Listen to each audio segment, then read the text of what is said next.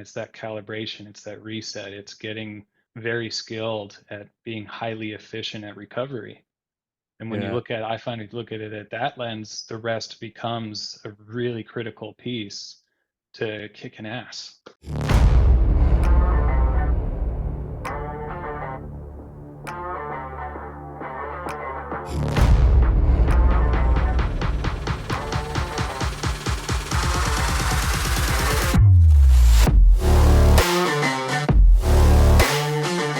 All right, Wellness Ninjas, welcome back to another episode of the Wellness Dojo Podcast. I'm your host, Kyle Craig, and today I'm excited to have my man, Tim Kessler, here. He is a workplace revitalization coach. He's passionate about creating sustainable performance and balance within the workplace. Tim, I'm really excited to have you on the show, and I'm excited to get into these topics. Thanks for being here. Thank you, man. It's going to be really nice to have this kind of chat. Yeah, yeah. I agree. So, workplace revitalization coach, that has a nice ring to it. I like that. Thanks. What does that mean for the listeners, though, first of all? Yeah, for sure. Well, the way I describe revitalization is really about the concept of looking for ways that we can infuse behaviors, habits, or a space, a change in our environment, in our space, to help us be able to de-stress and refresh and revitalize during, otherwise over like really busy or highly stressful work days. Yeah, yeah. So important, so important. Okay, I'm excited to get into this, but first, we got to let the audience know a little bit about who Tim Kessler is. So, can you tell us a little Sure. bit about yourself and how you got maybe from Mhm. wherever you started to Yeah. where you are today? Yeah. I mean, I'll keep it somewhat short, and this is a really great question because I've been really digging deep on this myself lately, and I really strongly feel like my journey towards this started when I was pretty young, and actually right around the time I started karate, which I know you and I have a very shared interest in martial arts. And so um, at that time, I started to realize there was different things going on in my dad's life, and in my knew at that time that my Opa had his own issues on and off with not just workaholism, but depression, alcoholism, and things of that nature. And as I entered into my teen years, I was really interested in pursuing more than just martial arts, more to do with athletics and learning about the power of the mind and psychology in sports. And I looked around and saw in my elders that there was some really amazing, hardworking leaders in my community and in my family. And at the same time, I didn't understand why some of them seemed to really struggle to look after themselves or to feel happy or fulfilled outside of their work. It's kind of like we're work, work, work, or we're chilling, watching TV, drinking, and, visibly not being very happy. So, actually, when I was 17, I was really dedicated to the sports and athletics I was in and decided that I really don't want to become part of this cycle. And if I wanted to prove that to myself, I needed to find something to commit to. And I just decided that for my whole grad year, that I wouldn't drink alcohol. And I accomplished that, and I learned a lot about myself, and that I could go out and I could go to parties and hang and do all that stuff. I didn't really have to miss a beat. I just didn't need to drink, and I could stay focused on me. So long story short, I stayed involved in martial arts and athletics and through university. I ran a martial arts school. I got into mental health work, working with frontline in a frontline environment with youth, and started to accrue the hardships of life that I didn't understand prior to that, and saw how there was really a big problem with burnout, especially in those frontline environments. And I had to really reframe what health really meant to me at that time, that it was more than just fitness and nutrition and a positive mindset. And I started to really hone in on this problem of the workplace, breeding overwork, breeding burnout, repetitive strain injuries, sleeping disorders, especially in shift work. And that started my now 10-year journey focusing primarily on employee wellness. Thank you for sharing like some of the personal details in there as well. I think it's really valuable for people to hear things like that, and it's interesting as well for me because being somebody who's in a leadership role like yourself, like we do see that. We do like really notice the signs, but also I'm sure you see it with working with teams and employees. It's like Mhm. that's has this trickle down effect as well, right? If Yeah. you have that leader who's just grinding and grinding and like working so hard and so immersed and getting to that burnout stage where you kind of described like this, like, you work so hard during the week and then you just need to like blow off steam on the weekend. Hmm. It's like that Hmm. then trickles down and starts to become the culture and the Yeah. norm, right? Yeah. Yeah. Yeah. Definitely. What have you noticed in terms of culture Mm. in the workplace? Have you noticed like any new trends, not trends, but like any new Mm. things that are like commonly occurring in terms of culture or changing? Mm. Yeah, I mean, you touched on one, for example, where leaders often take on often the biggest load, the biggest weight, um, and, and at the same time want to see more wellness. And nowadays, like there's trends around mental health in the workplace, psychological health and safety.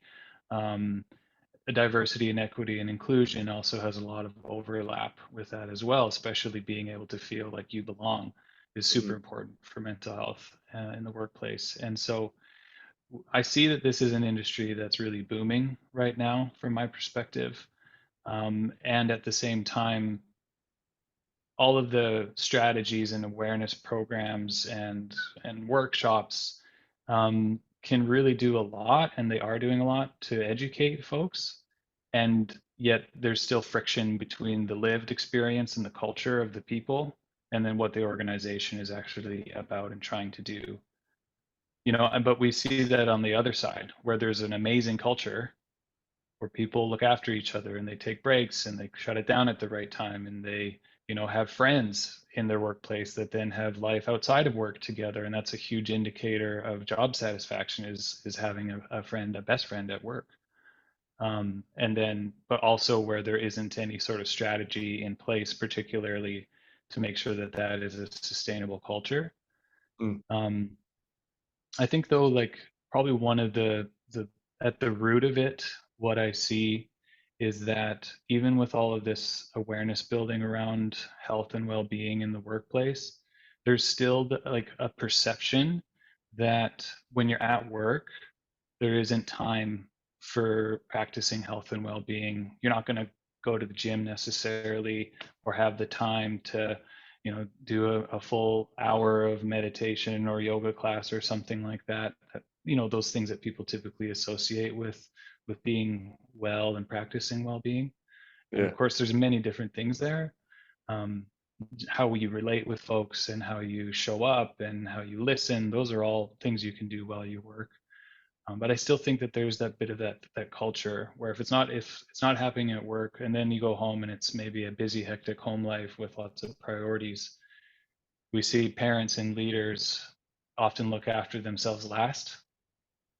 And so there can be that continuation of maybe I'll get around to finally relaxing on a vacation, you know, that yeah. maybe doesn't come. So.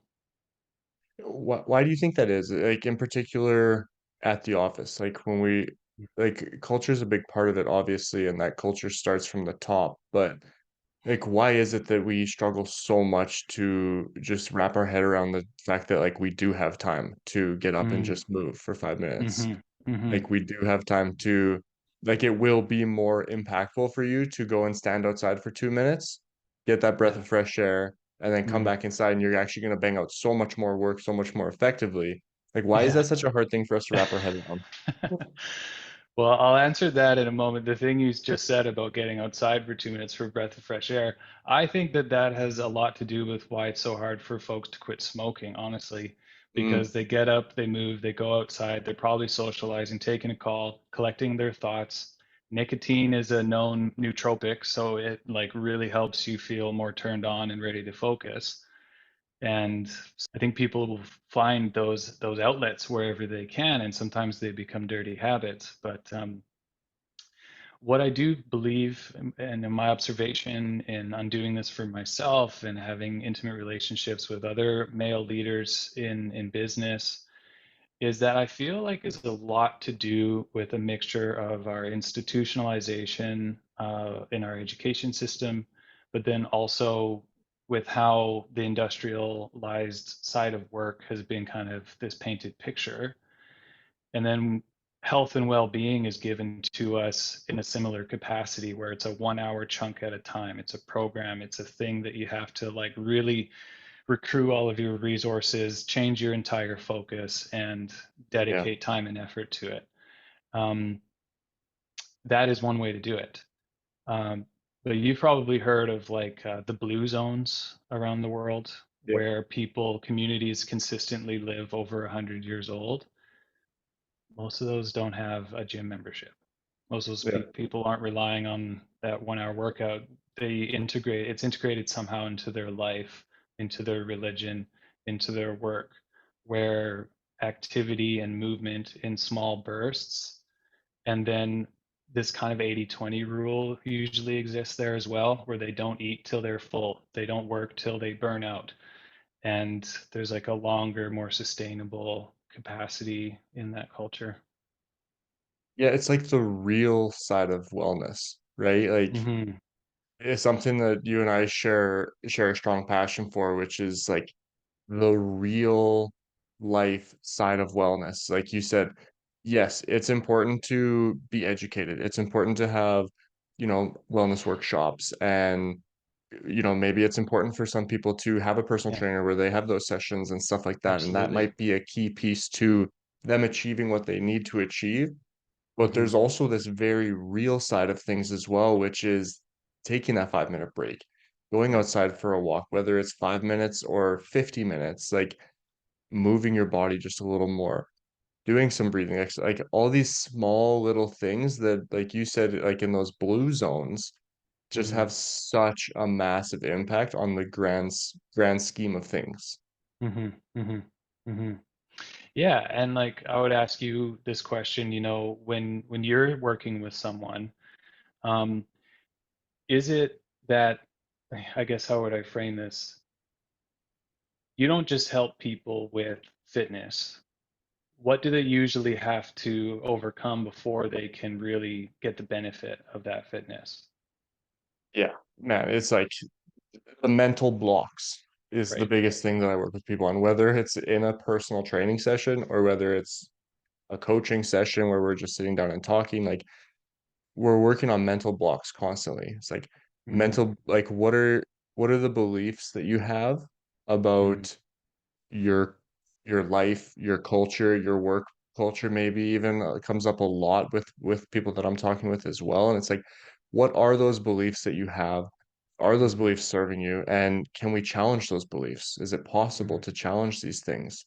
Like perspective to me is everything, Yeah. right? And I'm sure you face that too with working with people in the workplace. It's like you almost have to help people see things through a different lens. You don't have to commit to that lens, but Hmm. if you can at least like challenge yourself to see through it and try and Hmm. see it just a little bit differently, like you said, like we have this belief that I don't have time. I got to get this done. I have like if Yeah. I take 5 minutes out of my day to get up and move and stuff like that, that's taking 5 minutes out of my work.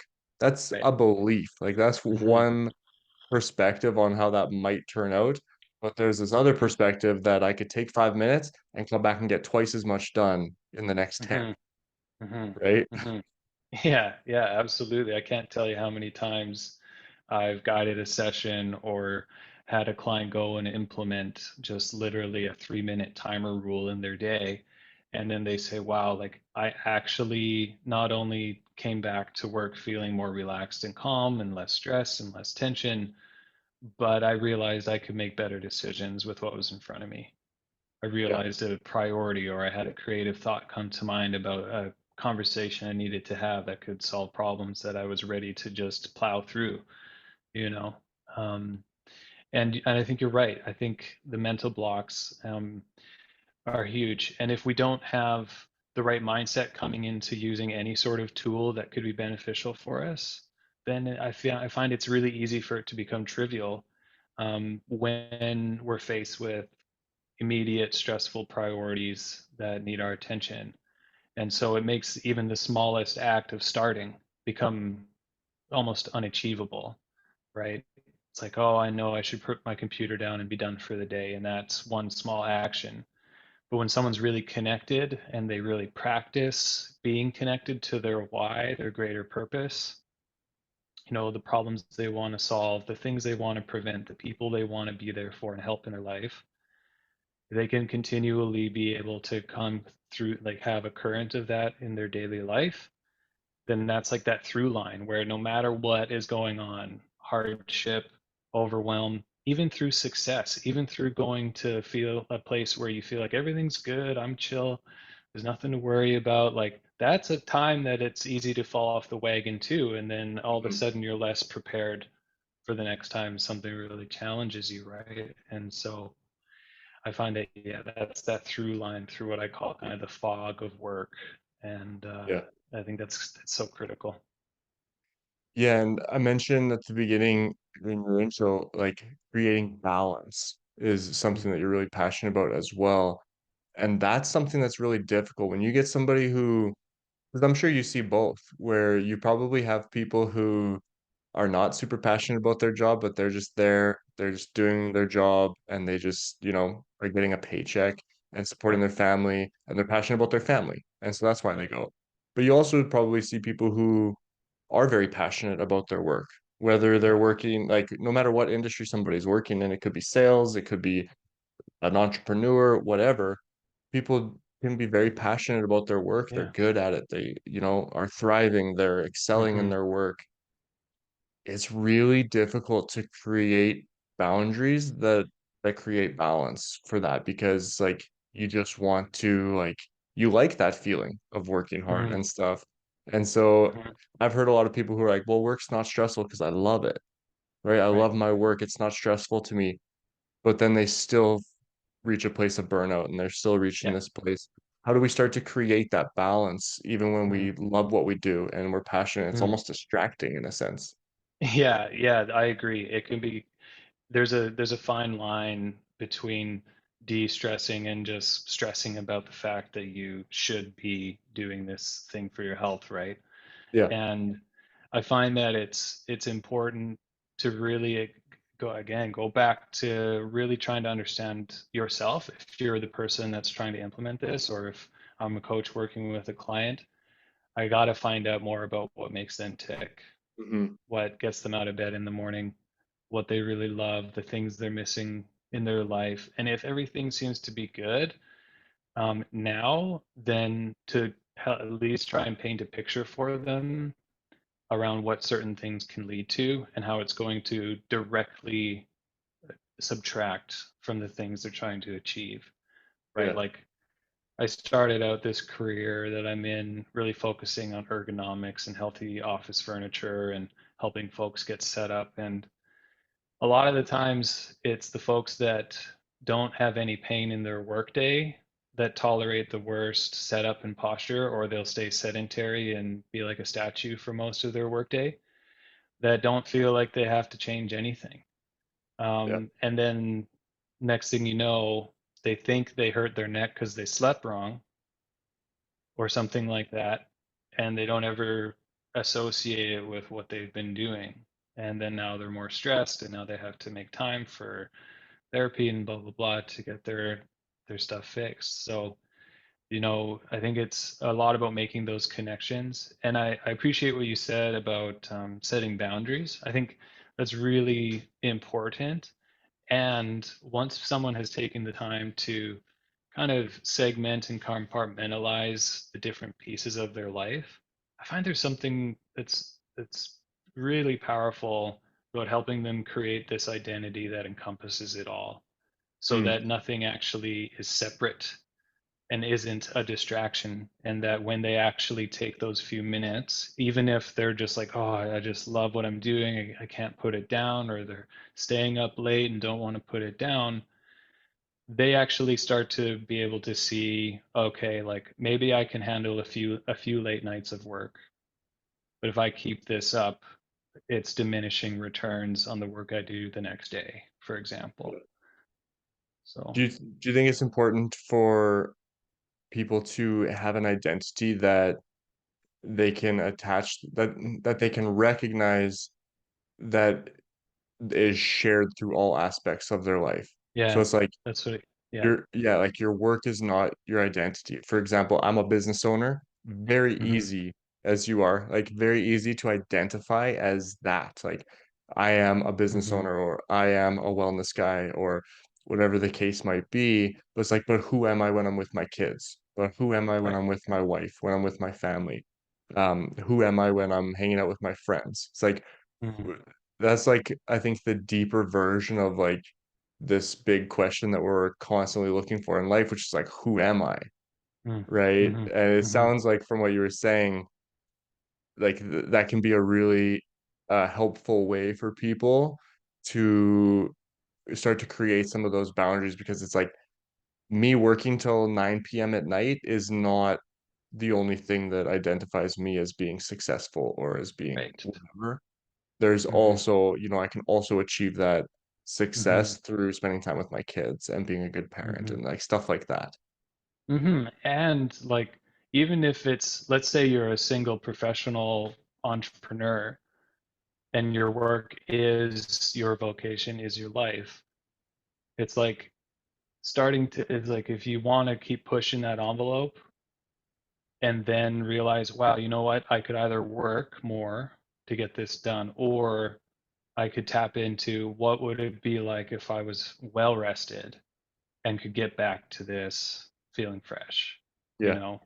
And then sleep hygiene all of a sudden becomes actually doing more work Yeah. because it's this helpful thing. And there's something about like the high performance business arena compared to any other high performance space where there really isn't much of an off season, and not even an off season, there really isn't much time. Like if you were to bring someone in and give them a weight that they could only do 10 reps on, they're going to probably need to rest.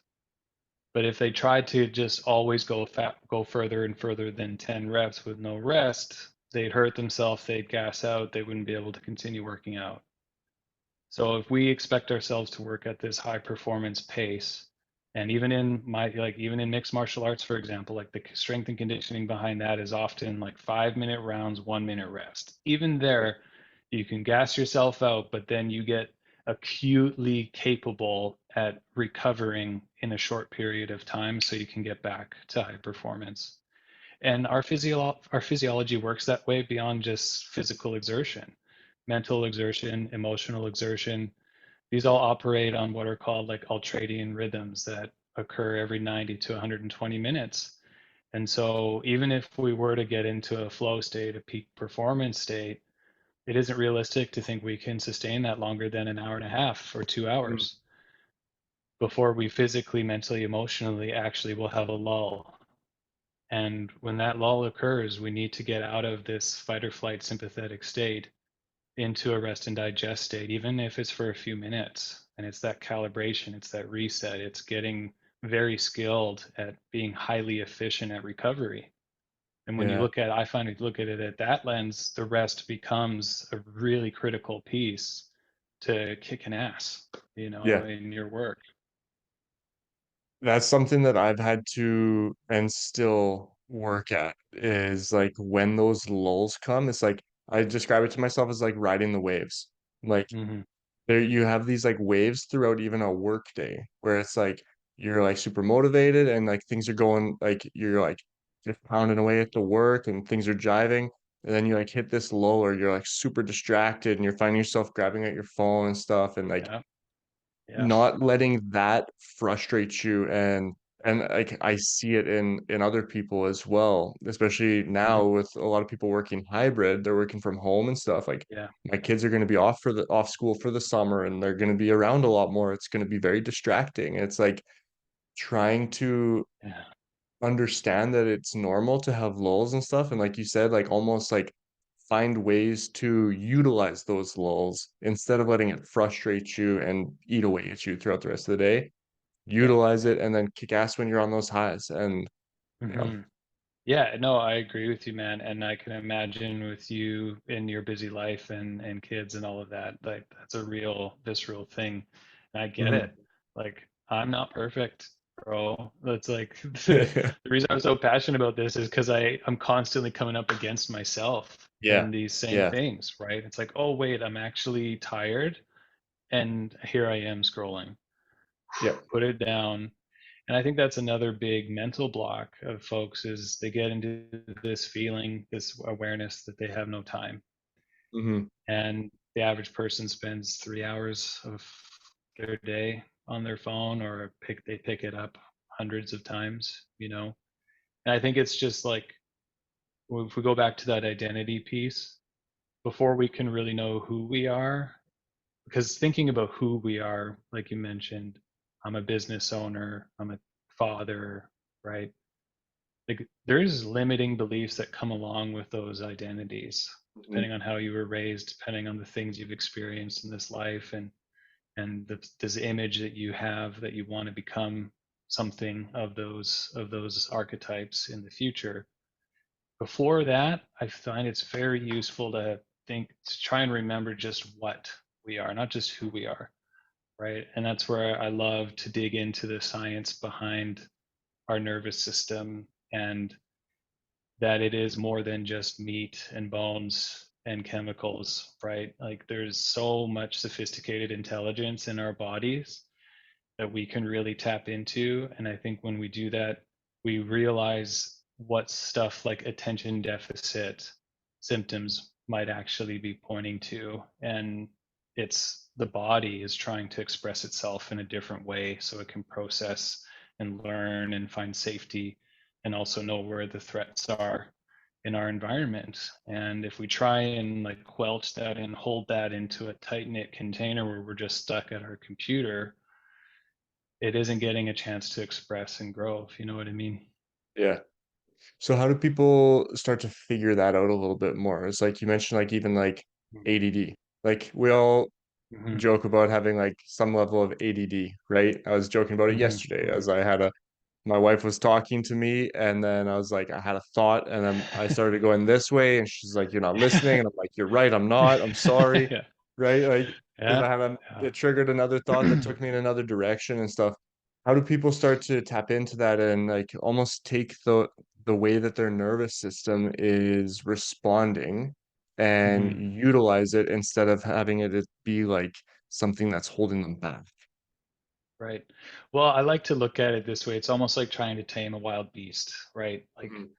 um, so there's this sixth sense that we have, and it's called interoception or interoceptive awareness. And interoception is just the ability to sense what's going on in the body, right? And I think when we recognize that, it's not just that we have a feeling or an emotion and that's it. Like sometimes people say, "Oh, this might sound crazy, but I just had this feeling." It's like to me that doesn't sound crazy. To me that Yeah. means there's a physical sensation going on in your body that has a message. And from our gut to our major organs to our throat to our orienting muscles, the vagus nerve is kind of the master nerve of processing and giving information to our brain, right? 90% of that information goes this way. And then the brain is kind of the master controller that says, okay, I'm going to process that info and do something with it. So I think that's a big piece. And it brings to me more validity to this idea of mindfulness or meditation. And so I don't even say that I practice mindfulness or meditation because I find it still feels a little bit woo to the common folk that are just like, man, I don't know, I just got to get work done. Show me the Yeah. science, right? And that's where I think the science really lives is discovering more about ourselves, and that's a skill, just like any sense. The more we use it, the more sensitive we become. The more we can start to understand our own in the moment physical, emotional, and energy, like not energetic like out here, but our ability to produce energy, our energetic needs in that moment. So Yeah. Yeah. I'm reading a book right now. It's called The Four Agreements, and oh yeah, you've cool. read it? Years Yeah, ago, yeah, it's yeah, good.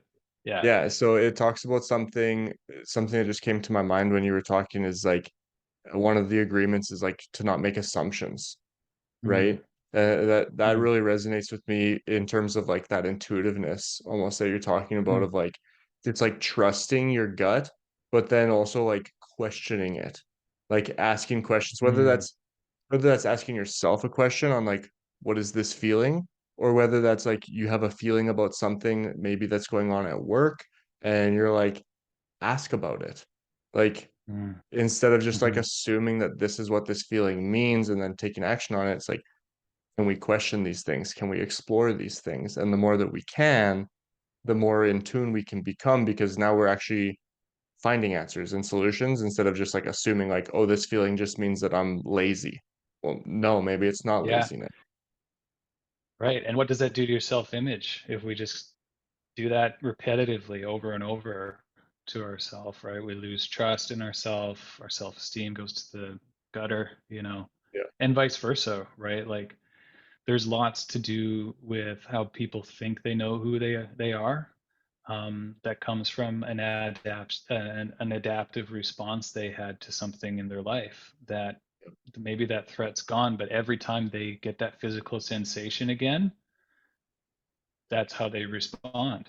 And I tell you what, when you're in that state of stress and reactivity, your adult decision making aspects of your brain are practically offline, and you're really operating out of impulse and emotional physical urge, and so yeah, it's really hard to break through that. And there's some really deep work out there, especially in the psychological and therapeutic lens, and I don't go into that route on like the trauma and stuff like that. Really important people in my life do, but I love learning about it yeah, because I'm just like, wow, like there's immense power here, and if we can just package some of that into a skill development approach in our workday, then that's where I find this balance and this integration can really occur between like our well-being and getting work done. yeah. Yeah. Yes, this the psychological and mental side of it is so important. And you mentioned kind of like that physical feeling and how it affects your mental. And it, I think we recognize so much when we're in a mental state and how we're starting to recognize more like how that physically impacts us. Like we're starting to recognize like how anxiety feels to me. It's different for everybody Mm-hmm, a little bit, right? But like we're recognizing that. But in the reverse as well of like when I'm having a physical response, how is that affecting me mentally also is important, especially when dealing with it through the workday, right? mm-hmm, Like, how mm-hmm, do I respond when I eat lunch and don't step away from the computer when I eat lunch? Like, how does that feel physically? How does that make me feel mentally as well moving forward? It's like mm-hmm, so many little things, right? mm-hmm, mm-hmm. Yeah, absolutely. And I just even on that point, like, do you come across folks in your work where they struggle to have an appetite during the day, or maybe they really just crave sugary things? Yeah, what I see and hear the most is people who just don't eat during the workday, Mm, like they get distracted, they're just not thinking about it, and then that yeah, then leads to like poor eating decisions in the evening or yeah. um snacking instead of like taking a break and having lunch. But then also like I really do notice that there's an impact in how the stress response that they have, like their actual psychological state on days when they haven't taken a break. Like whether that's Mm-hmm, a lunch break or just like a break outside or something, it's just like mm-hmm, that mental state is so different. And like you said, like impulsiveness and stuff like yeah. that too, not just with food, but with the decisions you're making at work, with the Mm-hmm, conversations you're having mm-hmm, with your spouse when you have a phone call, like mm-hmm, stuff like that. mm-hmm. Yeah, and what you're describing, I first really witnessed when I started it as a youth counselor, and my first designated shift partner had only been there for 3 months, and she wasn't eating on shift. She was only eating gum, having Diet Coke, smoking cigarettes, and then binging on sugary, carby food at night. And I also was struggling with an onset of insomnia. Mm, And I was like, whoa, like this is fascinating to me. Like, what is going on with this person's body that it's just not operating in a balanced way? And I started to experience similar things once I felt that effective shift work. And what I Yep. realized is that when you're in that focus, sympathetic, just get the job done state, your digestive tract becomes less active. And there's a great analogy for that. Like, if you're running from a bear to save your life, why would your body need to recruit energy to digest your lunch Yep. when it needs more energy to run, defend, hide, those things? Yep. Yet if we stay in that state so long, we become a lot more overactivated, we become more hypervigilant. And that's where, like you're just exactly describing that outcome. And the reason we crave sugar in all of that is because to activate our muscles, to have responsiveness and activity there, we need ready to use energy in the form of glucose. And so stress often leads to appetite suppression and then increased sugar cravings. Yeah. Yeah, it's I was just having a conversation with one of my clients this morning, and we were talking exactly about that, of like why we crave sugar. Like, why is Mhm. it so hard? Well, part of the reason could be because you're stressed. Like, Mhm. you have all this undealt with stress, and so yeah, your body's like constantly feeling like it needs to be ready. Like, Mhm.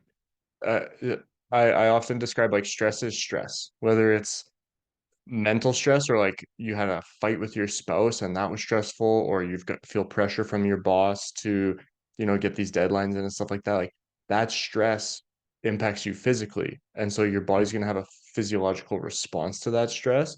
And part of that is going to be like, I need some of this, like I need glucose, I need sugar, I need fast sugars, because like there is a threat happening right now and I need to be ready to act. Whether that's typing or whether Yes. that's running, I need to be ready to act, and I need sugar for it, Yeah. right? Yeah.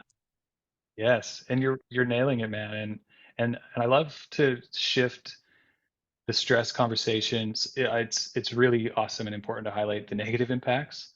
And Yeah. there's some fascinating, like, stress is also why we are motivated, Mhm. why we get engaged, and why we love to take action. And I think And you I highlighted when you yeah. said undealt with or unresolved levels of stress is where it can become chronic, and then it stays in the mind, it stays in the body. Yeah. Mhm. Yeah. So important. Um, I want to shift just a little bit, but I want to Sure. talk a little bit about like talk to a lot about the mental side of things, the psychological side of things. But like we said, the physical really impacts that as well.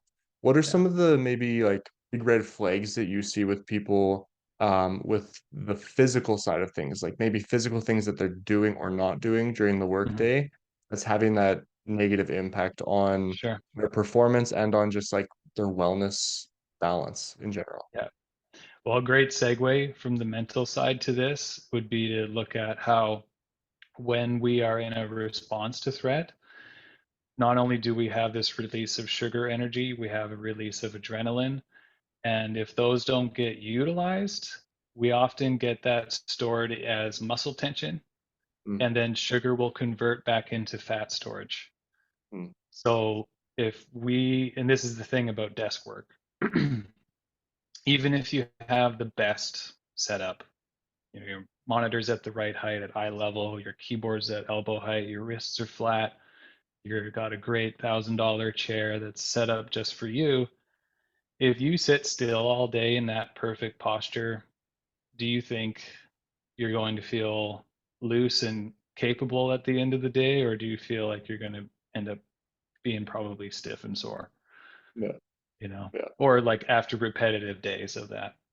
yeah, yeah. Yeah. Yeah, it's like if you're Yeah. not moving, you're dying is a phrase that I've often heard. Yeah. Yeah. Yes, so true. And one of the supposedly he's referred to as the father of ergonomic furniture, Peter Opsvik, great quote: "The best posture is the next posture." Yeah, I love And that. so this idea of changing it up, moving, leaning forward, leaning back, maybe turning your hips so that your torso is now twisting into your work for a period of time. Instead of leaning forward and having your back support you, lean back without a support. So your core is now engaging with you, right? Like these are small little things that can change not just your posture, but it changes your approach to how you're working. Obviously, like using standing desks are great and all that stuff, but yes, like what are some of the things that people are or are not doing? And I think that that's where I hit on it is we get I find that when we see these ergonomic standards, we see this picture perfect posture and we get this image in our mind that that's how we need to sit all the time, Yeah. but subconsciously we don't. Subconsciously we usually end up going to a position that we're more comfortable with, and that usually comes from repetition. I just saw a brief interview. Have you heard of the woman Katie Bowman before? Yeah.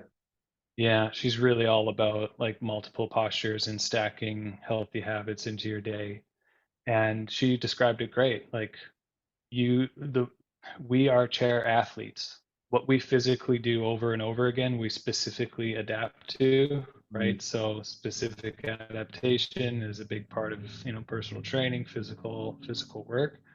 Yeah. Um, and so we're great. We're really good and comfortable at sitting in a chair.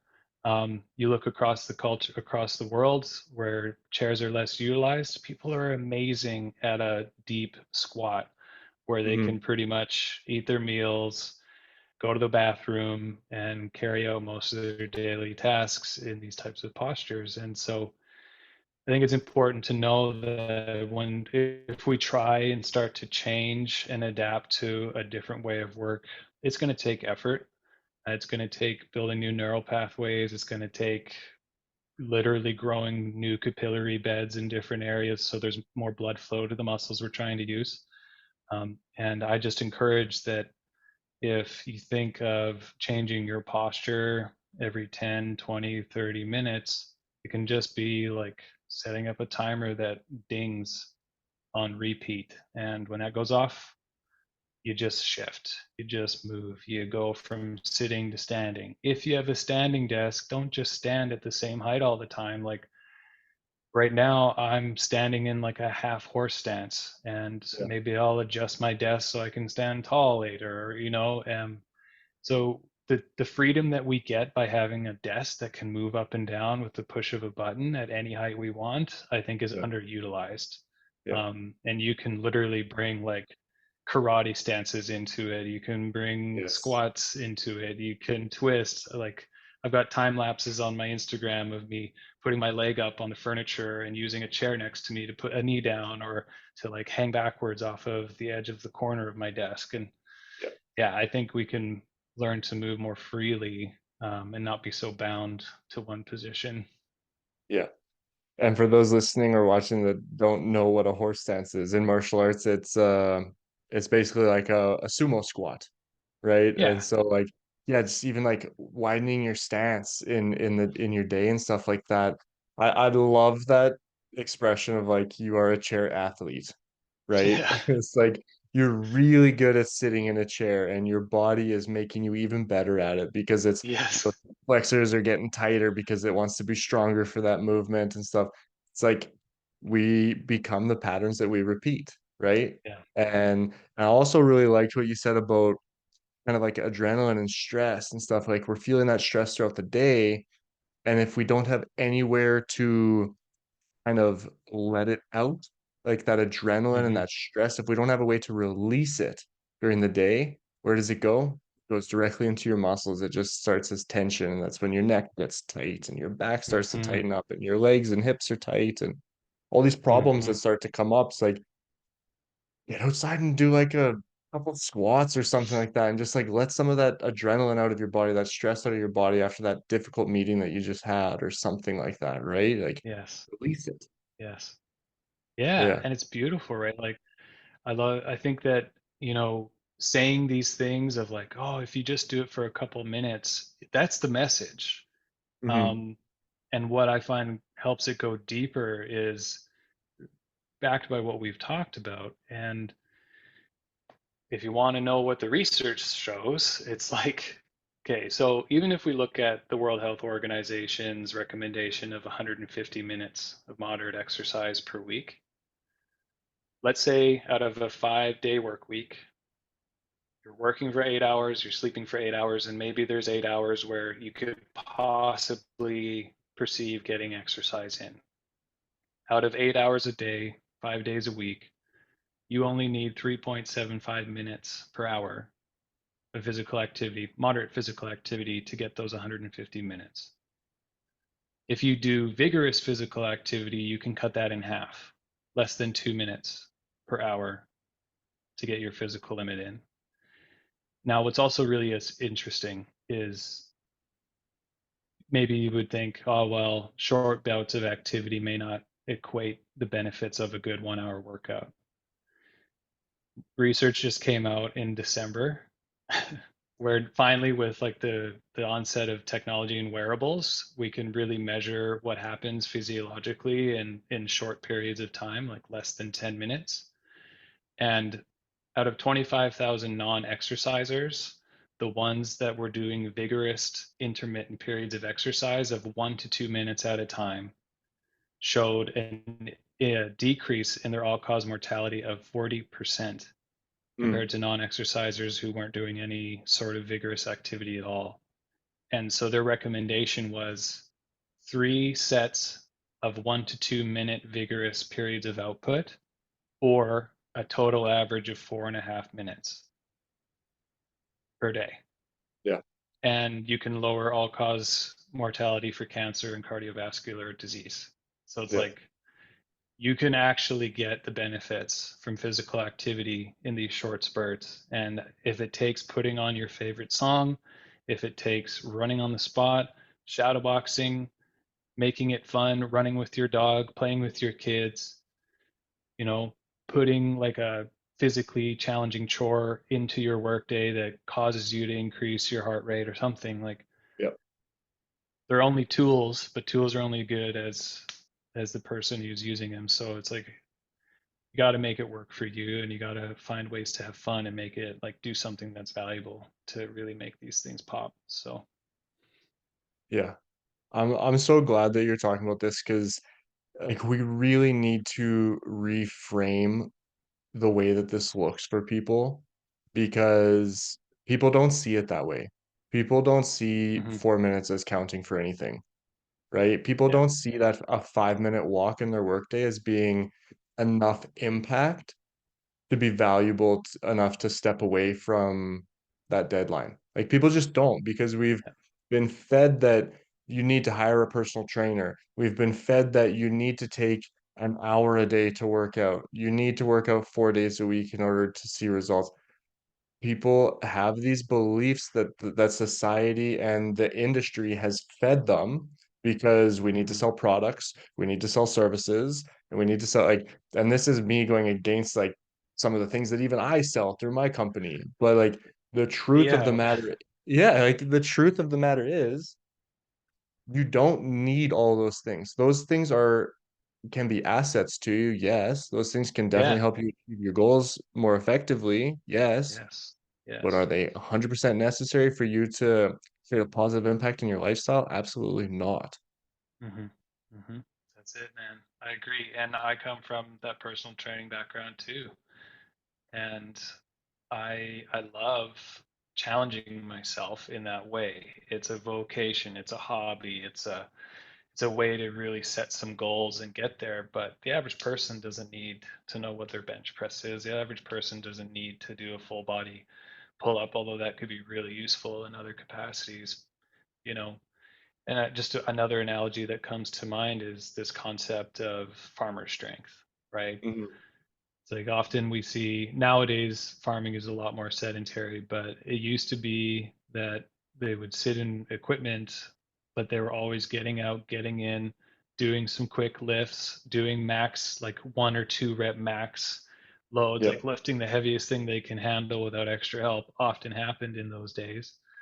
And some of these guys, when women lived well into their late 90s and into the hundreds with a clean bill of health, and they never exercised a day in their life, you yeah. know?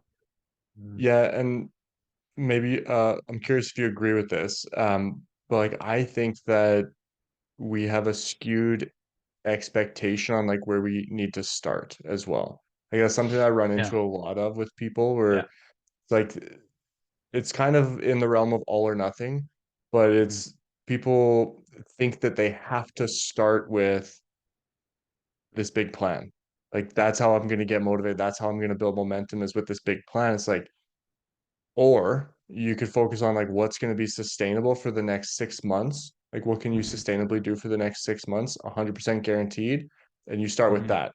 It's like Mhm. almost like I've often said with diets where people are like, maybe I should do the keto or maybe I should do intermittent fasting stuff. I'm like, maybe you should prove that you can eat vegetables once a day for Yeah. a Nice. few weeks first before you try and do that. Like That's there's and awesome. that's That's great advice. like that's not to be like negative to people, but it's like have you proven to yourself that you can do the simplest things first? Because Mhm. why are you expecting yourself to do this other thing if you haven't been able to prove that yet? Like Yeah.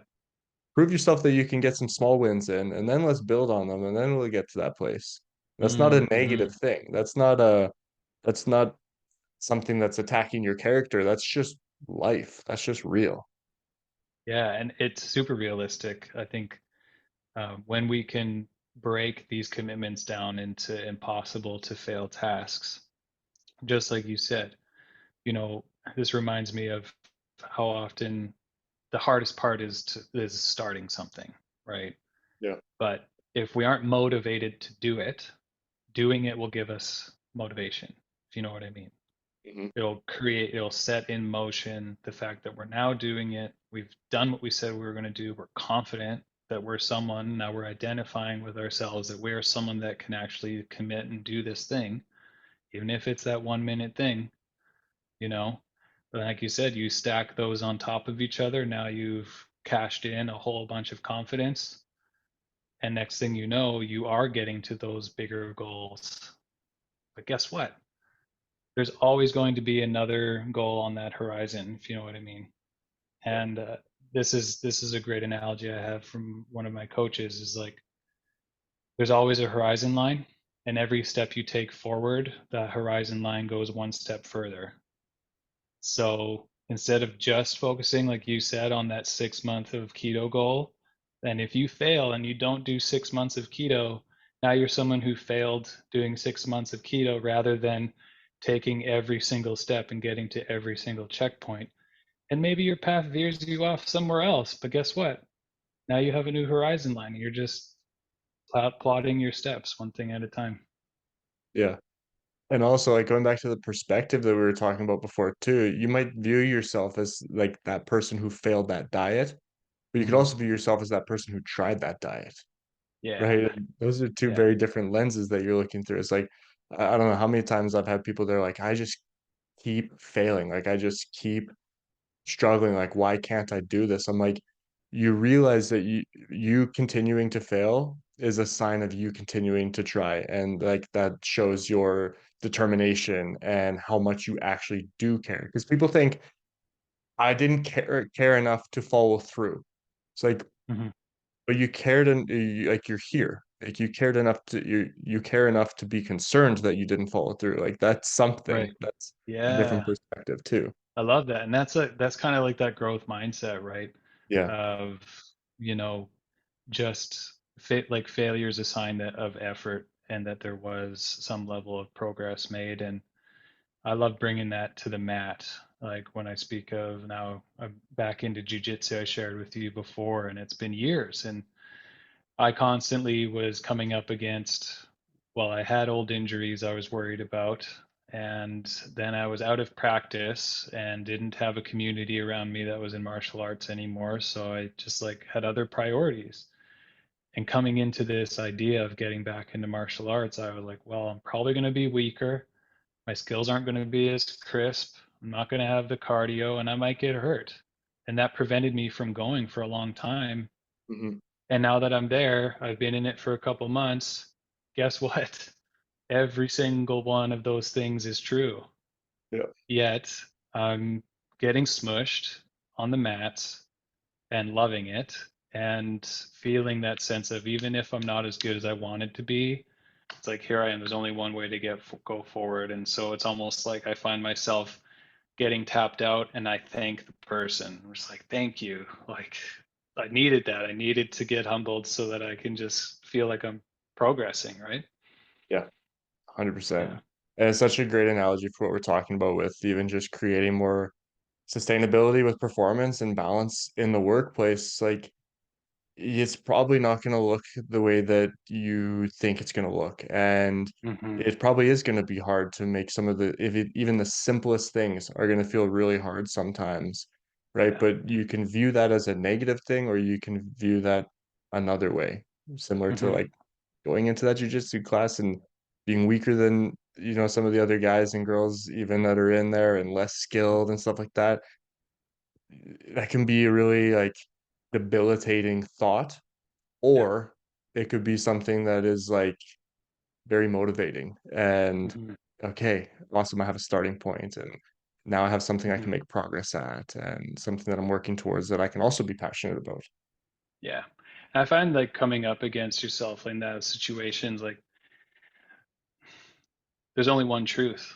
The Mm, last time you performed, and so the last time you're really tested is also a big indicator of what your real capability and your truth is. But I find that when you say, it's not going to be how we thought it was going to be, it's because when we paint this picture of this dreamy, amazing future, and then we go to bed, we wake up, and then we go into our day tomorrow's going to look a lot like today did, mm, So if you want tomorrow to change, today needs to change. And eventually you made the change yesterday and you're committing to that again. And it's very hard to come up against that momentum of yourself, of your culture, of the way you've set up your life. And the more you can not just tap into your own mindset, but really be truthful with those who are around you, the more you can get folks on board. And then when you get folks on board, when you change your actual environment, your space, you remove a lot of that guesswork, and then you just all that's left is making the right action. I love it. I love it, man. I want to be respectful of your time. Where can people Appreciate that find you, Tim? How can for people get sure, man. connected with you? Yeah, I'm mostly active on Instagram and LinkedIn. So at Coach Tim Kessler on Instagram. And I've been releasing a lot of new work through workcovery.com. So that's work combined with the word recovery, workcovery.com. Love it. Awesome. Well, this is a fun conversation. We could talk. Appreciate I mean, we kind of got into the martial arts a little bit, and I was like, I want to keep it. going. I want to keep going, but like I said, I Yeah, want to be yeah, respectful of your time. So maybe we'll do it again another time. But sure. That'd thanks be so much awesome. for being here. Thanks for sharing your knowledge, and thanks for all that you're doing. Because I really am passionate about what you're doing, and I think it's such important work. And there's so much more that I know you're going to be doing with it. So excited to see Yeah, that. thank you. Thank you. And to anyone who's wondering, how we might be able to connect, I'm always open to a call. I do work in one-on-one capacities, and currently I'm working on a small group experience for male professionals that are struggling to find that fulfillment in life outside of their work. So whenever you see this, feel free to reach out, and if there's a fit, I'd love to help. Awesome. Thanks again. And thanks to everybody who is listening or watching. And we'll see you in the next episode. Well, Wellness Ninjas, I hope you enjoyed another impactful episode here on the Wellness Dojo podcast today with Tim Kessler. So many valuable takeaways from this episode. If you enjoyed the episode, please help us by engaging with the show. Like, share, comment. If you're listening, take a screenshot, share it with us on social media, and let us know what your biggest takeaways were from the episode. Your engagement really helps us grow this show. You can reach us on our social medias at Wellness Dojo YYC or at Wellness Dojo Podcast, or by searching the Wellness Dojo on all platforms. Thanks for being here. We'll see you next time.